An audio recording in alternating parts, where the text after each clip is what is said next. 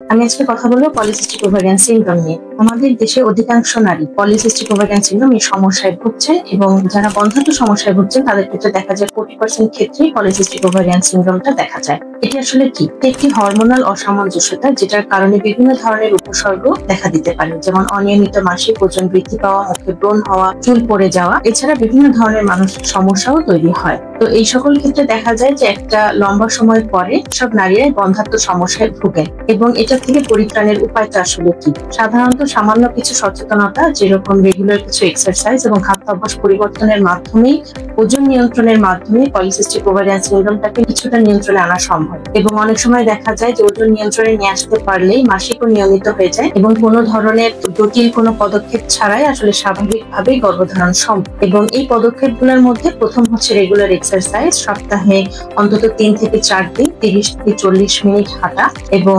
খাবারের অভ্যাসটা পরিবর্তন, যেটার মধ্যে ফ্যাট এবং কার্বোহাইড্রেটটাকে কমিয়ে নিয়ে আসা।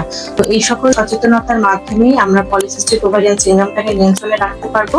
এবং এক্সট্রা কিছু মেডিকেশনের প্রয়োজন পড়ে, যেটা শুধুমাত্র মাসিক নিয়মিত করার জন্য, এছাড়া তেমন কোনো চিকিৎসার প্রয়োজন নেই। সুতরাং ওজন নিয়ন্ত্রণের মাধ্যমেই আমরা পলিসিস্টিক ওভারিয়ান সিনড্রোমটাকে নিয়ন্ত্রণ করা সম্ভব।